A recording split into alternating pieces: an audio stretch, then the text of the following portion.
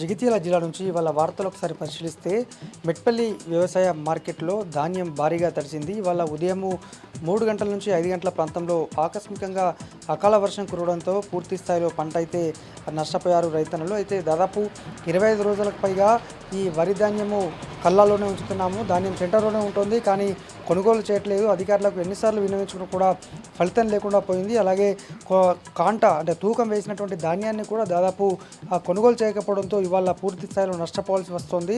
తడిచిన ధాన్యాన్ని సైతం తక్షణమే కొనుగోలు చేసి అలాగే బోనస్ కూడా ఇవ్వాలంటూ రైతులైతే డిమాండ్ చేశారు. మరి అకాల వర్షాలు కురుస్తున్న నేపథ్యంలో వెంటనే పంట కొనుగోలు చేయాల్సి ఉండగా అడుగడుగున అధికారులు జిల్లా వ్యాప్తంగా అయితే నిర్లక్ష్యం వ్యవహరిస్తున్నారు.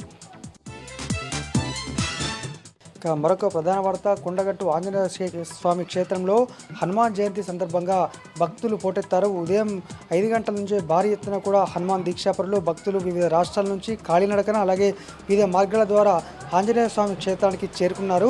ఇవాళ రేపు కూడా భారీ ఎత్తున ఈ హనుమాన్ దీక్షాపరులైతే హాజరు కాబోతున్నారు. అందుకు తగ్గ ఏర్పాట్లు చేయడంలో ఇటు ప్రభుత్వంతో పాటు అలాగే పోలీస్ అధికారులు అయితే భారీ బందోబస్తు ఏర్పాటు చేశారు. ఇక రేపు హనుమాన్ జయంతి ఉండబోతోంది. మరొక వార్త, ఓ ప్రభుత్వ ఉద్యోగి ఇంట్లో క్షుద్ర పూజలు కలకలం రేపుతోంది. జగిత్యాల పట్టణంలో ఉన్నటువంటి ఒక ప్రభుత్వ ఉద్యోగి ఆయన ఇంట్లో గుప్త నిధులు ఉన్నాయంటూ ఓ వ్యక్తితో కలిసి పూజలు చేసినట్టుగా తెలుస్తోంది.